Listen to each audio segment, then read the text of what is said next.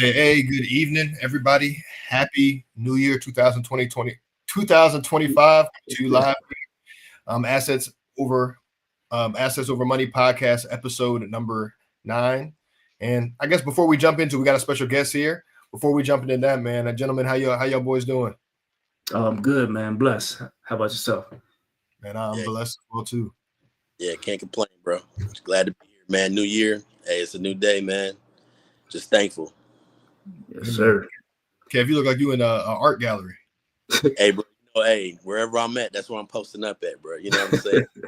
This is a different location every time we hop on. I see you, in the car, in the hotels, in North Carolina, San Diego.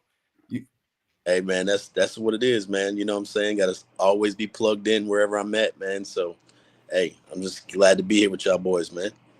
Yeah. I mean, really, without further ado, we'll go ahead and get ready to jump into it. I really want to, bring the stage Evay Harvey, man. So Evay is investor out of Virginia. He's going to tell his whole story, so I won't, dive into it too much. But me and Evay got connected probably back, I want to say, Evay probably back around like what, 2020, 2021-ish time frame? Like 2021, somewhere around there. Yeah.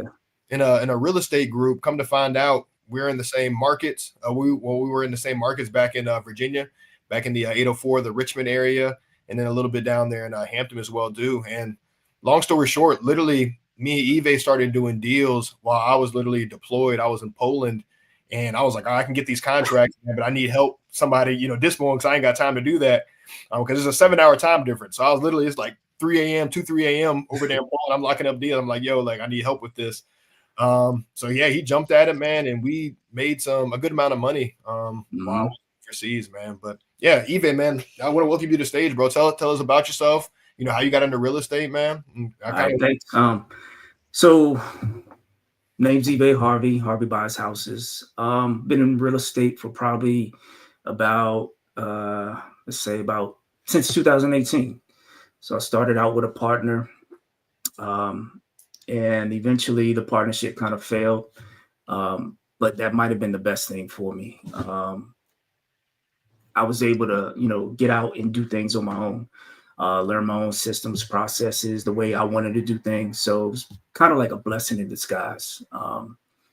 And from there, I just, kind of learned which markets I wanted to be in, made connections, met up with you, met up with a whole lot of other people in, what was that group? Oh, Sub 2 group that we're in together. And kind of just took off from there. So I've been doing it since about 2018. What else? And own a couple rentals, do a lot of wholesaling right now, but shifting to buying more for myself. Nice. Okay. Yeah. Hey, well, I actually got a couple questions based off of that, man. So I know wholesaling has been your bread and butter for a while. And you're kind of shifting. Is there any reason you're looking to shift, or? I'm tired of passing up on the deals, man. So what we do. So when we see good deals, we get them under contract. And then we sell them off to other people for, a lump sum of money, which is good money. But, I'm starting to think if that deal is good for someone else, it got to be good for me too. So started shifting the mindset to not just wholesale, but, buy and hold also. Do those things. Hey, and that's what I think is, again, very, very key, because like with wholesaling, I think that anybody who gets started in real estate, and I'm sure we could all attest to this, anybody who wants to get into real estate, the first thing that they want to do is, I'm going to jump into wholesaling. Why? Because you can make what, like 10K plus, 10, 20. That's what they always said. That was like the thing. You would make 10K, but they made it seem easy too, though. You know what I'm saying? Like, find a property, contact the owner, and then you find a buyer, you made 10K. We know there's more to that, though. Yeah. Right. A lot more to that, man. And that's cool because, like, in the beginning, right, when you get that first check, I'm sure it's a great feeling. But after a while, just kind of like what you said there a second ago, like, you start asking yourself, man, it's like, all right, why am I passing up on these deals when I could be doing this, right? Because you have, and this is what we talk about here. The whole point of the podcast, the name of the podcast is Asset Over Money. Right. So wholesaling, you can make a lot of money very, very quickly. And I'm sure, as yourself, you're a 6-figure wholesaler. I know a couple other 6-figure wholesalers are doing really big things. But if you're talking about building wealth, you have to have, tangible assets. You have to actually have something to be able to pass down, if that makes sense. So right. I'm really kind of glad you said that. But I guess And yeah, dog. I mean, Yeah. having the assets. I've got big checks. Like, I had to get tired of getting big checks and hit by Uncle Sam, right? And so, if you want that cash flow coming in, you want that tax free. It ain't about how much, it ain't about how much you make, it's about how much you keep, right? So like you want to pay minimal taxes and have cash flow coming in without you having to go out there and find other deals. You know what I'm saying? And I think that was the bright bulb in my life, you know what I'm saying? And like the big idea moment when like, we were building houses, we were flipping houses and doing all that good stuff. I was buying houses from folks like you. That's, I have a ton of wholesalers that I do business with. So like at the end of the day, a lot of folks send us deals. But I had to get to that point too, where it was like, we want cash flow and leverage more than we want big checks, right? And see, being like, if you look like us, you come from somewhere where, having a lot of money was the thing, right? That's all was having a bunch of money. But money ain't worth it ain't worth too much these days. The dollar is worth trash. You know what I'm saying? So at the end of the day, having those assets that are cash flowing, I had to kind of really understand that. So I definitely feel that, being able to transition from wholesaling to owning your own, bro, because I mean, all the big wigs I know that do commercial real estate look down on single family. Not saying that single family is bad, but at the end of the day, if you want to be wealthy and you want to scale, that commercial, 100 unit up type of deal is what's really clocking right now. So at the end of the day, man, like, man, hey, I salute you, man. I commend you, bro. Take that jump. And you know what I'm saying? Hey, don't look back. You know what I mean? It's all a money game. But at the end of the day, it's the more assets you have, the more freedom you're going to have. Yeah, that's true. Definitely. That, that's one of the things that I want to get into next is that commercial side of things. Commercial and building. So build to rent or build to, flip, but definitely commercial. That's where I see myself ending up at to really, get us to that next level. Oh yeah. It's gonna do it. It's gonna do it for sure, man. The economies of scale says it. You know what I mean? Once I understood that economies of scale and knowing the fact that I can go out here and do 400 single families, it may take me a long time to do 400 single family houses, but I can go out here and buy 400 apartment units in 120 days or less.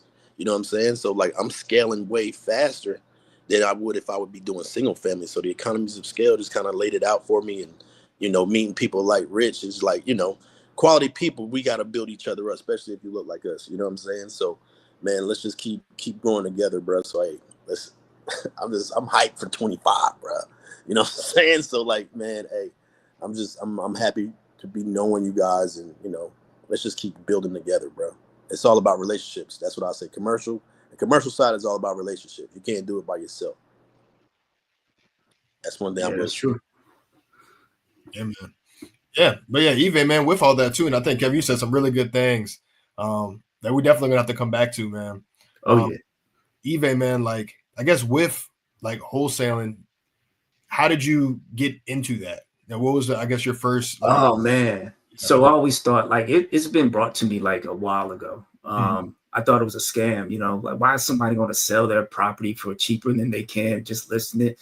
I didn't understand the dynamics of everything that sometimes people need to do that. So we're there for a reason. So sometimes, they're not in position to be able to just, list the property and, fix it up or have the capital to do that. So, I found a course. It was a coworker of mine, Jazzy. She passed away, but rest in peace, Jazzy. But she told me about it. And Mark Whitten. It was Mark Whitten's course out of Baltimore. And I was in the kitchen cooking one day, and I just watched the course and ran through it, and I was like, I can do that. You know what I'm saying? Like that, it doesn't seem that hard, right? So then I just dove in deep and was just found everything on wholesaling, and just took everything in, talking about YouTube, we're talking about Facebook groups, everything, talking to people, going to meetups, everything I could find on wholesaling, I was in it. So I was just locked in for a while. And then that's pretty much how I got in and how I started. Yeah. And how long ago was that?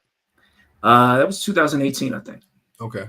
Yeah. Fast forward, I guess, from 2018 to now, like what would you say on average, I guess, deals per year or, contracts per year are you kind of doing since then? Like starting off probably like a few your first year, maybe, or maybe one of those ones who like, nah, my first year was slow. You know what I'm saying? So I had to, I was listening to to some of the wrong people. But I was out there putting out bandit signs. I was, spending a lot of money. I was bandit signs, calling people, driving for dollars, doing all of that. But yeah, it started out pretty slow. But as I started learning and getting more knowledge, and that's when it started picking up. So average deals per year, I would say since then, probably around 20 to 30, somewhere around there. Nice. Yeah. That's what's up right there. Yeah. So took a while though, but you start getting your systems and processes down and things like that and making these connections, it makes it a little bit easier. Yeah. Yeah. And with that, are you currently working a full-time job or are you doing this full-time? No, I work full-time too. Yeah. I'm not gonna say where, but yeah, I work full-time also. Don't tell me where. I don't right. I know now. Nah, yeah, I'm still I'm full-time also. Man, that's crazy. So look, 20 to 30 deals on the side, like outside of your W-2. That's crazy. Yeah. And I mean, like just basic math, right? I mean, the average wholesale deal is probably around like anywhere from like 11 to 15-ish. Let's just say like round down. Let's just say your average spread is 10K per deal. I mean, you guys 10 times, 30 deals, you do the math on how much that is. And that's not to say that's all profit, right? But like a lot of definitely not all profit, but also some of my deals were smaller too, because it was still in that learning phase. You know what I'm saying? So I wasn't turning down $2,500. I was turning down, $1,000, but it counts as a deal to me. You know what I'm saying? So now as I do more, as I learn more, my number of deals may go down each year, but my profit still goes up. So yeah. Yeah. I heard a quote about that too, like years ago. Somebody that was, when I was learning real estate, told me about that. They were like, look, if you see yourself in the beginning, it's okay, right? If you're doing, the smaller deals to make some money, kind of get some experience under your belt. But if you see yourself, if you continue to do a $2,500 assignment fee, like deals, if you're going to be a $2,500 assignment fee wholesaler, you're always going to be a $2,500. Yeah, you can't chase those. You got to get out of that market, man. Right? You can't chase those. Yeah, exactly. And I guess, but I wouldn't turn it down though, because I think maybe me and you might have made $5,000 on a property or $10,000 on a property or something like that and split it. Definitely not going to turn it down. Let's get it done, because at the end of the day, it's not just about how much spread we're going to get. It's we are helping somebody out of a situation that they called us on. So at the end of the day, that's what plays a part of the business side too. Yeah. Except that last deal we did. Now we got that guy coming back. Yeah, that was it'll be done soon. But yeah, that was a weird one. So, but yeah, man, they all different. You know what I'm saying? That's the thing about it. You meet new people every day, man, and just got to keep pushing forward, bro. Because what you're doing is it's a race, man. You know what I'm saying? It ain't no sprint. It's a marathon at times. So, you know what I'm saying? I get that, bro. But I mean, so like, you do this part-time, you still did 30 deals, man. So how are you pulling your leads? And like, you know what I'm saying? Like, what's your source for your lead generation? Like, are you sitting there with you using VAs? What you use? Been in since started out with VAs, because from my partnership that I had, I think it's probably 2019, 2019. We were partners for about a year. We kind of learned together on a lot of these things. So, we learned that VAs is where it's going to be able to scale, because you can't do everything by yourself. Right. And, even though I say it's different than the full-time job, it's definitely a lot of time spent in this, whether it's, out going to see properties, which I don't see too much anymore. Traveling, just being in the market, meeting people, those types of things. It's definitely a lot of time spent in that. But yeah, definitely VAs and systems and processes is what got me where I'm at right now. Yeah, that's cool, man. Is there any certain platforms that you use to pull leads, as far as like a batch leads or like a anything that, what are you using for your CRM right now? So my CRM right now is Forefront. It's a system called Forefront. Not a lot of people know about it, but it does what we needed to do. So Forefront, I have used Batch to pull leads. I've used, just going directly to the county. What else? PropStream, everybody knows about. So, a lot of the same sources that List Source, a little bit more expensive. Now I'm into Facebook ads. So a lot of my leads are coming to me now, which are a lot better leads. Right. What else do I use? That's pretty much it. Those are the main sources. Gotcha. That's good stuff right there, man. So I guess like for folks that are coming into this business, I mean, what would you say if you could go back to 2018 and say, hey, you should be doing this? What would you tell yourself now? Mentorships, spending money on the right mentorships. What else? And learning your market. So mentorships, getting under the right person that can teach you things. Where you want to search somebody that is already where you want to be. So building those relationships and friendships. What else? And just systems and processes. I always tell somebody, as far as the cold calling and stuff like that, get a VA to do it. It's a 2-3 hour $1 an hour job, right? But we need to put our time other places to where we can make more money. So get a VA to make those cold calls for you, and then let the leads come in, and then you qualify the leads that way. Yeah. That's good stuff right there, man. Yeah.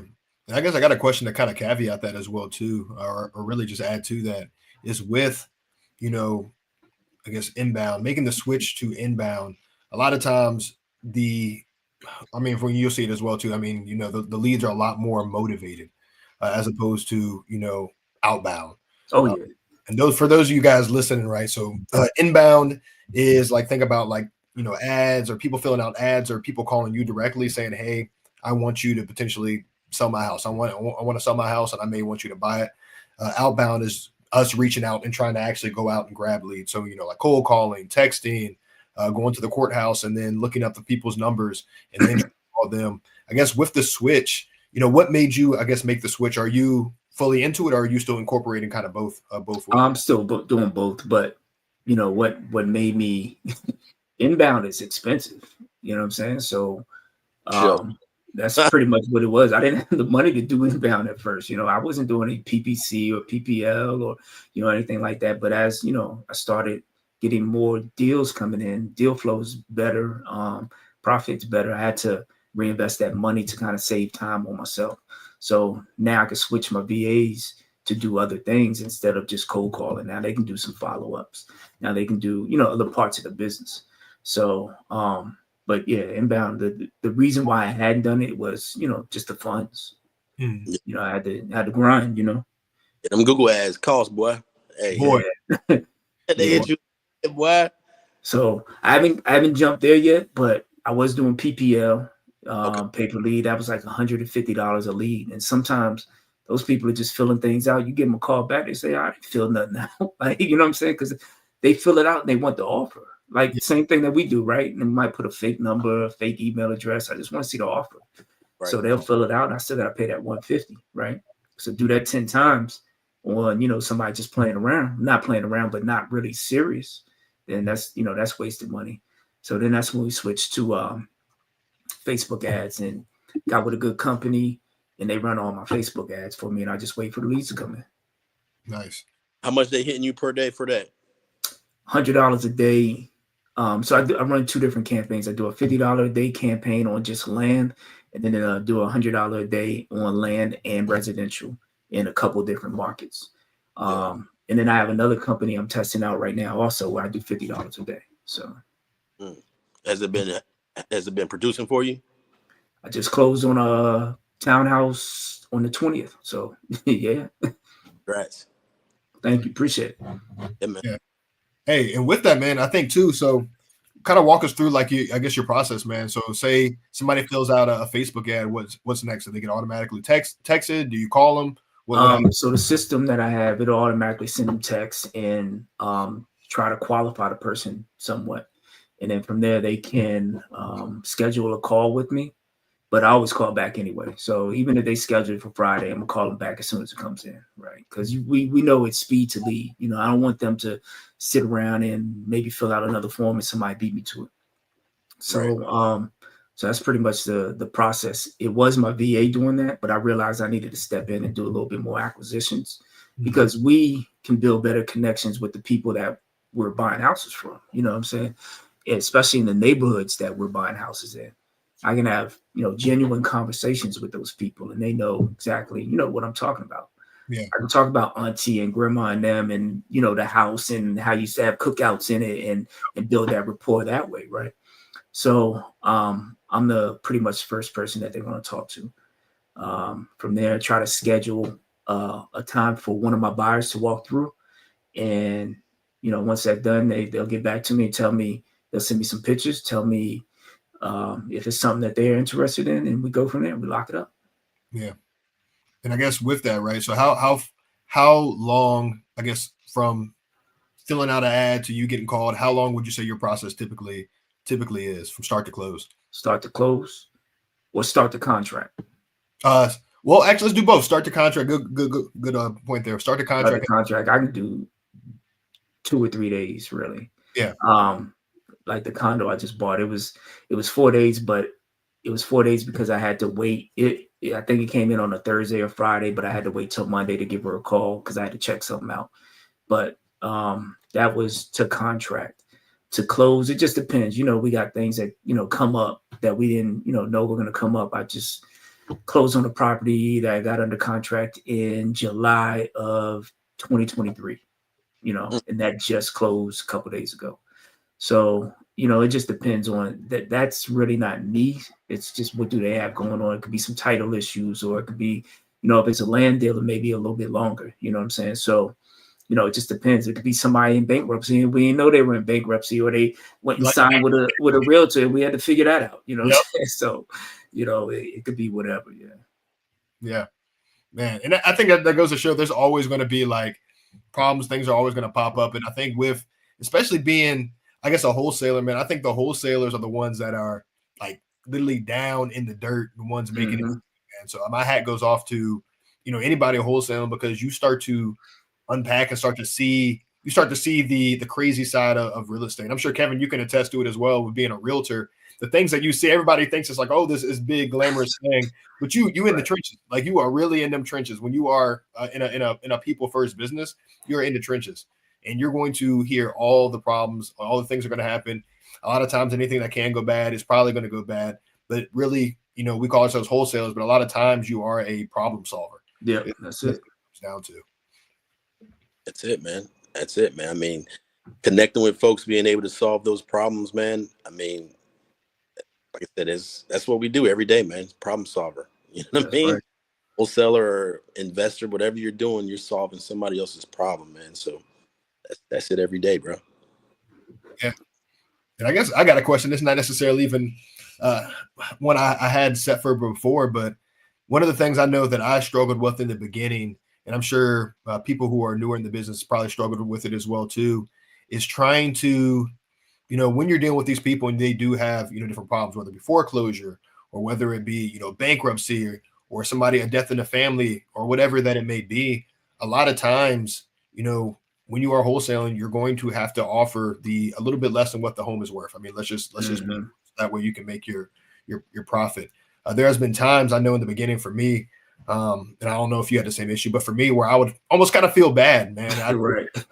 Or I tried to, let me lower down my fee or let me Right. lower down the money that I can make, and sometimes, in the beginning, I think I made like one day I made like 2 or 3K because it felt bad when I could have made like 15 to 20. How do you balance that, keeping that hard point and being like, oh, nope, this is what I need. This is the standard that I set for myself, as opposed to, renegotiating, going down. So I'm not a renegotiator. Like if I lock you up and then that's it. I don't like, to me that's a sketchy practice. Yeah. I've seen people do it for real. You know, they'll come in and they'll wait till that day before, and they'll be like, oh, you know, my lending partner says, you know, we might not be able to close tomorrow unless we can get it for this price. And you already know that that person is in some type of bind, right?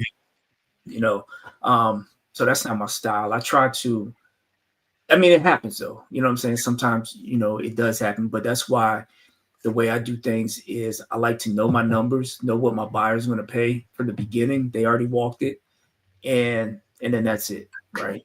So I don't have to go back and say, you know, we need it a little bit lower. So I think that's different than a lot of people. A lot of people would just want to boom, get it under contract, then shoot it out to everybody, and then hope that they can get it off for that number. Where I'm not like that. I'm gonna know my number, know what my buyers are gonna pay before, because I keep, you know, I only have a select group of buyers that I work with. Yeah. So, you know, we already know who's going in there first. You know, who may want it. It's just VIP buyers. Yeah. Right. So, what was the other part of the question? Because I kind of went off. You said, oh, how do you feel about that sometimes? Yeah, like with like when you're dealing with people's like real issues, man. Yeah. And so there's a lady, she said she wanted 240 for a house. I had to Yeah. give her an offer of 140 today. But that's what worked. I mean, it's funny, right? But it's not funny. It's not funny, but that's what worked. You know what I'm saying? Just because she had an agent or somebody tell her that they can list it for 240, or she's getting calls and these blind offers saying that you can get it for 240. We got to explain to them, like, look, you don't have no roof. You know what I'm saying? Like, you know, we're walking through feces and, you know, stuff like that. Like, so you just do it where you emphasize with them a little bit, and, you know, don't be a jerk about things. Right. So I guess that's the main way, is just try to connect with these people. And then just let them know, look, this is my number, and this is why this is my number. And, you know, if it works for you, okay. But if not, that's cool too. I'm not a pushy salesperson type of person, buyer. So did the lady take the 140? About the same thing. No, not at all. She said, she said, I got, and I'm gonna call her back later because I got to tell her about something else. But she said she was getting offers higher, and, you know, 140 wasn't going to work. And I can understand why. She's in a position where her house is in not a great shape. She's older. She just wants to, go to like a senior living community. So she needs the money to do that and live. And then I'm cool with that, you know. Right. But I let her know what's going to happen. Like, you know, somebody told her that they're going to come in and fix the roof, and she can pay them at the end. You know, I'll walk her through that whole thing, and then also walk her through what other people may do, promise to her that, yeah, we can do this at this price, and then it's going to come back and try to, you know, get it lower. So, or they lock you up. You know, I've seen a couple of practices, and what we've seen with the last house we worked on, where the dude locked it up previously, and there's a wholesaler that locked it up previously and didn't put like a closing date, some weird closing. Just ghosts. Exactly. Right. Yeah. So, yeah, she may or may not accept, but I'm just going to give her the information that I have, and, you know, see what happens from there. Yeah. And that wasn't it wasn't a huge fee on that one either, where I'm like, well, I can give her 30K more. It was just $5,000, you know, something like that. And I said that, like, you know, in real estate and wholesaling, we say things like, oh, that was just $5,000, because we know what we can make through this, right? Yeah. But that's still good money for anybody. You know, when I first starting out, $5,000 that's telling me, like, look, this thing works. Keep going. Yeah. Yeah. And if you don't mind me asking, what would you say on that note with that, right? Going from, you know, 3 to 5K to, you know, being a 6-figure wholesaler, what would you say was your biggest assignment fee that you've made? You can guess, if you can kind of, you know, put something on if you don't want to say exact, but say around 60. Mm-hmm. Yeah, around 60. Yeah, and then I got some bigger ones in the works right now too. So, you know, that could close early this year. So yeah. 60K. And again, like, I can't think of any other, Kevin, you tell me, man, I can't think of any other business or really any other industry where you can just pull out 60K. Like, I don't even know if there's bankers on like Wall Street that are making that as, you know what I'm saying, as bonuses, unless they do something crazy. So like, when you can get that on the commercial side, yo. Yeah, see, that's where I need to go. Yeah, get that acquisition fee, yo. You might get $1 million on the acquisition fee. commercial, depending on how, you know what I'm saying, big the building is or whatever. But I mean, for the GPs on the deal, yeah, you can get that. I think it's all about, goes back to relationship building. Like I would never have done that without the people that I met along the way, in the blood, sweat, and tears. I wouldn't say tears, but you know what I'm saying, throughout the process, you know, but it's a lot, you know, you're away from, you know, family, you're away from, you're doing a lot, you're spreading yourself very, very thin to learn these, you know, learn how to wholesale, learn, you know, build those relationships. So it's definitely not, you know, something that, you know, okay. And they make it seem so easy on YouTube, right? But it's, to me, it wasn't that easy. You know, I guess it depends on what market you're in. Yeah. Yeah, for sure. For sure. Yeah. And I would say too, bro, with, I guess, really question with that, on that note in the beginning, man, like, because I know we got some folks on here who are fresh out, like, I mean, brand new, and they want to get into wholesaling.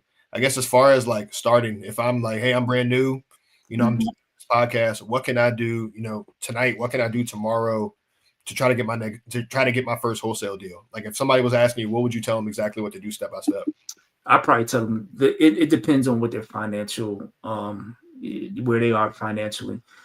But I would probably tell them to go, if they can do it, if they're in a market that they can go and drive in, go drive that market and start taking notice of, you know, the houses that look abandoned or lots that look, you know, vacant, and go to somebody else that's been doing it. They can come to me, and I'll help them out. You know what I'm saying? Like,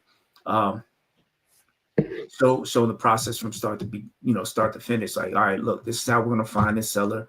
This is what we're gonna do. This is how we're gonna talk. You know, when we call them, and you know, kind of go from there. Because there's a psychology of, you know, even talking to, you know, selling. You know, talking to sellers. It's not all just jump on the phone and say, hey, I want to buy your house. I've seen people do that. It doesn't work, you know, and then try to get away from that salesy approach. There's a lot of gurus that teach you step-by-step scripts, and it's just really salesy. And that's not what we're in it for. Well, that's not what I'm in it for. So I think I do better when building that rapport and just, you know, connecting with that person on some other stuff than just the house. Yeah.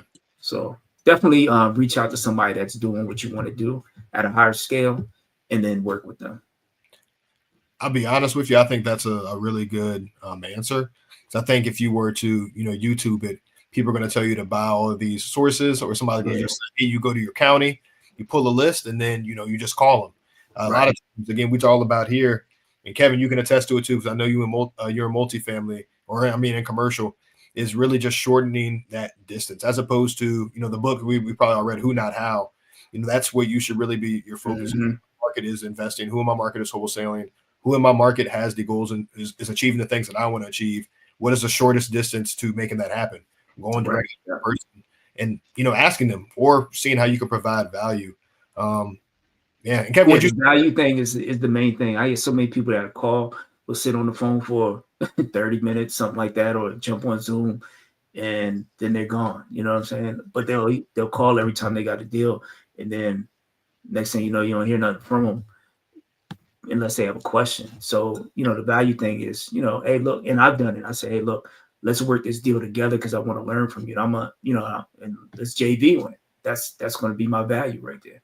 You know, so you got to make sure you're offering something to that person that, you know, can help them out too. Yeah. I mean, it's just like Rich was saying, man. I mean, in the commercial side, especially during syndication, you know what I'm saying? You got an acquisitions person, which is, you know, that's what I do. I go out and talk to numbers every day, review T12s, come up with the value of the buildings. I have a sponsor who's going to get the loan for us, who's going to sign for the loan. I have an asset manager who's going to manage the property manager. And I got a capital raiser, somebody that's focused on strictly capital raising. You know what I mean? So like all those folks together, that chemistry is what it's going to take, right? The chemistry. I always look at it like hero ball versus chemistry, right? Yeah. Play ball, so you know what I'm saying. It was always about getting buckets, right? Like James Harden style, and that's the hero ball. And Kobe told us a long time ago that, you know, hero ball don't win games. So you got to be able to have that chemistry with other folks, and you know, because I always say it's a relationship play. You get that chemistry, dog. You can go in commercial with no money, bro. no money, no credit, no nothing. But if you got the chemistry, you got the people behind you, bro, you can go buy a $50 million building like the next 90 days. That's true. And that value piece, I'm be hitting you up, Kevin, to see how I can add value to you to learn that commercial side of things. Because that's why I want to be next. So yeah, I'm definitely gonna be reaching out to you too. Yeah, man, let's get it. And so, like, one thing I will say, I know, because I know we got other folks on here, but like, how many offers do you put out a week? Oh, man, it's not a lot. I'm not one of those just spray and pray, because you said spray and pray. Yeah, you know what I'm saying. Now some people just throw low ball offers, you know, and just hope they come back. Yeah. So it just depends on the week and how many sellers I'm actually talking to. So it could be 10, you know, and how many houses, you know, we're actually seeing and walking through and stuff like that. So it could be, you know, probably up to 10. Yeah. No, that's some people do 200, you know, but no. I mean, I don't have that. I don't have that many leads in my system that want to talk to me. So, right. You know, it's hard to do 200. Yeah. Nah, that's what's up, man. Well, I'll tell you this. I know we're gonna talk later on that commercial side, but like, bro, I mean, what you're doing right now is you can easily transition that to the commercial side, because, like, for one, you already got a 40-hour week job and you already getting paid at the same time. You know, that commercial piece, man, is just that one deal is gonna change your life. You know what I'm saying? That's right. I keep hearing that. You're getting paid multiple ways. You know what I'm saying? You're getting cash flow. You're getting tax deductions, you know what I'm saying? And you're getting the equity on the back end, yo. And it's like, the more income the building brings in, the higher the value go. And it's like, it's crazy how it works, man. But if you want to make a meal, commercial is the easiest way to do it, bro. So your skills, what you got right now, easily transferable for that, bro. So, you know what I'm saying? Let's chop it up, man. And I think we all got value here to be able to do whatever we want to do, man. So let's go. That's why I like doing these types of things and being able to connect. And like, I would have never known, you know, if, you know, Rich ain't put this together. So yeah, bro. Hey, that's what it's all about, man. I mean, look, like, again, I know we talk, I'm all about like uplifting each other, and that's what it comes down to, is we all have something to add, or we all bring something to the table. Right. A lot from all you guys. Like, I learned a lot from Kevin. Still got a lot to learn from Kevin. Learn a lot from you, Evay, and just all the stuff that you've been able to, you know, just help me with and help me grow with, man. And I think it's been awesome, man. And I guess while both of y'all talking, we actually got a question that came in, and I'm gonna just throw it up for you, Evay.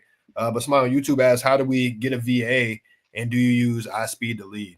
I signed up for iSpeed to lead, but they were spamming me too much. So, you know, nothing against them, but I did sign up for them, but I wasn't getting the quality of leads that were, you know, they just weren't there.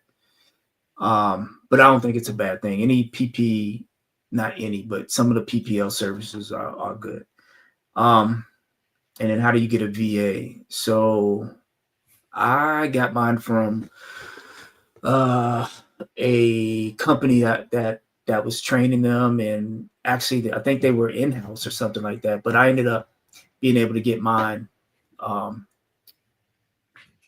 and have mine work directly for me. So I just paid a little bit more of the fee and said, hey, I want that person in-house with me instead of being in the agency, and it worked out. So but sometimes the agency is better for people. If you don't want to manage a person, which is hard to do, then agency is better. They do your KPIs for you. They make sure the person is you know, at work, working, you know, whatever schedule is supposed to work.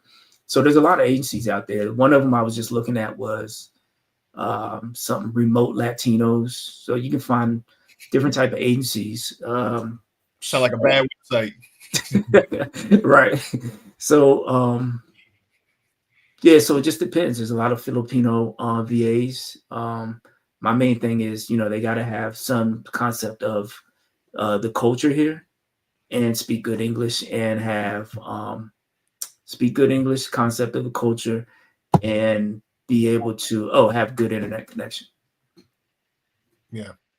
And I want to add to that too, man, because on the VA piece, and I'll talk iSpeed to lead next. So the VA piece, I was on the other end of that, where I tried to self-manage. I did an agency in the beginning, and this was back in 2020, I'm sure prices are going up now, but it was for the agency, it was like $7.25 an hour or whatever.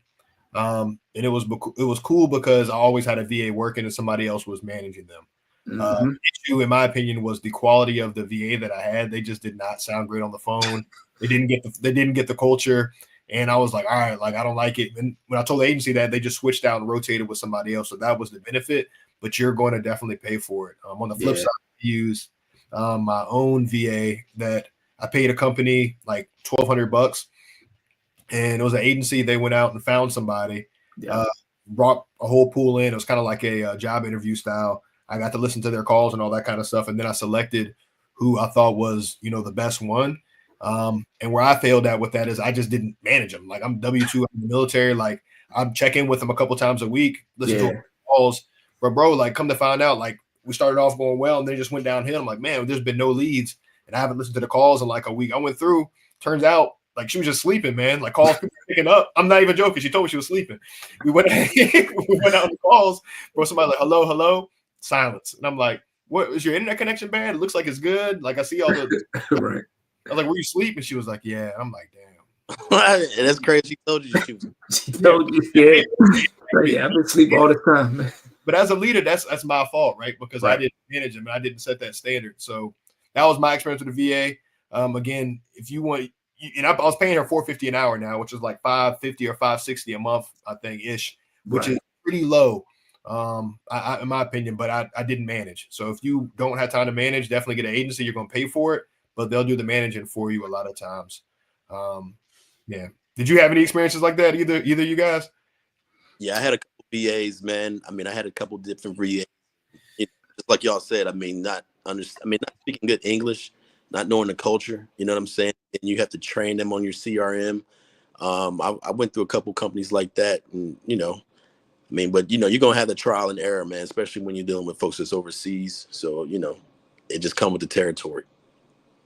Yeah, I think one thing for anybody out there is to not treat them like a machine. These are humans also. They have families, they get tired. So you gotta, the same way you would want to be treated as an employee, you gotta treat them the same way. It's not just, all right, I'm gonna just give you a list to call it, and I'll check in, 2 days or something like that. You're not gonna get what you need out of it. Yeah. Right. I agree with that, man. So one thing I know we're getting toward the end, but what territories are you in right now? I know we said Virginia, but are there any other territories that you're in that you're really looking at that's hot right now? So I'm in Virginia. I'm in South Carolina because I have family in South Carolina. So I kind of wanted to, bring some either, purchase property down there or be able to have family, work on some of these properties. So get one, flip one, and now my family's making money on while I'm making money. Yeah. So the DMV area, I'm here also. So I do referrals. I don't do any marketing in the DMV area, but anytime I got an attorney that I work with, that's a friend of mine. That's the other thing about this business. You make a lot of friends, right? So so he'll send me some leads, or he'll send me leads every now and then. But for the most part, it's just Virginia and South Carolina. And the reason why I'm doing that is because I learned those markets and I built great relationships there. Yeah. So, like I said, I got a lot of friends just from, like, my realtor. He turned into a friend, a couple realtors, contractors, everything's already set up there. So yeah. Well, I'm in Charlotte, North Carolina, and I kind of I go down the eastern seaboard, man. So Charlotte, I'm in North Carolina, South Carolina, Georgia, Florida. Okay. So you know what I'm saying, man, let's definitely connect, man. Rich, how we did last time, bro. Just put us on a text chain. And man, let's connect, bro, because I think we all got value to bring to each other, man. And man, we can all lift each other up a whole lot faster, bro. Yeah, definitely. Dope. Yeah. Outside of that, man, Evay, you got any parting, any last comments or anything you want to leave the folks with? Not necessarily. If you're thinking about getting in it, man, get in it. Just take that leap. I think it's a lot of times. I spent a lot of time trying to just learn before I even stepped in. But you got to get up off that bench, jump up off that porch, at some point. And the other thing is just get around people that know what they're doing, and then go from there. It doesn't always cost upfront money. You get around people, you add that value, like you said, and you can learn from there. Yeah. Hey, man. Well, hey, I appreciate you hopping on, Evay. Then this has been amazing. Extremely smart dude. And I know very, very humble, man, because I know you do very, very well. And I hope you guys understand that he does very well, has done very well, and he will continue to do well and do great things because he is always Evay is a thinker, man. Like ever since I know you, bro, you have always been a thinker, analytical, and you're very straightforward, straight to the point, which I always appreciate because I'll be like, my numbers, I'm like, man, I think my numbers between here and here, like where we need to be. He's like, you need to be right here. And I'm like, all right, this is where we're gonna be then. And always makes it happen. And bro, you have always found a way to make a way no matter what has happened. Like this last deal we worked on, just so y'all know, there was there's a wife involved who I thought they weren't together. There was a son somehow stuck in the house that I didn't even know about. There was bankruptcies, there was lawyers, it was getting sticky. And I'm like, man, what the heck is going on? And yeah, even I do all of that. I appreciate you, man. And Kev, I'm definitely gonna holler at you. So yeah, man, let's get it, bro. Let's get it, man. Hey, that's what we here for. That's what's up. Yeah, Kev, I'm gonna hit you up as well too, bro. I think. Dog, listen, if we want to get rich, yo, and get wealthy, for real, yo, and I ain't gotta be filthy rich. I'm gonna go ahead and tell you. But if I can get 50, 75,000 cash flow a month, I'm fine with that. You know what I'm saying? It. I mean, so like at the end of the day, I ain't gotta be filthy rich, but like that's gonna put me at a level where I can get my daughter and make sure that she's straight and that she gonna understand what assets over liabilities is and what assets over money means. You know, that's really what it's about, leaving that legacy, bro. Because like I've been in single family residential since 06, bro. So I've been in residential for a minute. But I got big checks before, but at the same time, we never understood commercial. It's a reason why 2% or less that look like us is in commercial because they don't want us to have it. You feel me? Right. They don't want us to have it, yo. You know what I'm saying? So at the end of the day, we get into that, it's gonna change our lives, bro. I'm talking about massively change our lives, bro. You know what I'm saying? Nothing wrong with single family, nothing wrong with. But I'm trying to get sleep money all day long. I can go on vacation for 30 days if I want to. You know what I'm saying? And so that's living I want to live. You know what I mean? I don't want to have to come back and worry about paperwork when I get back. I know my business is running because we're leveraging other people's money and we leveraging other people's time. And that gives us our freedom to do whatever we want to do. So, man, hey, I'm here for y'all, man. Let's get it and let's just keep growing together. Yeah, definitely. I'm with it, man. For sure. Well, all right, y'all. Hey, it's been real. If you guys need anything, reach out. If you need Evay, reach out. I know there's an IG handle right there at the bottom there, so reach out. Yeah, I put it in there, or you got it in there? I guess right there, and if not, I'll just add it to the video. Okay, yeah. As well too, man. But hey, it's been real. Episode 9 in the books, man. I appreciate it. Hey, y'all boys, man. Be good, yo. All right. Have a good one.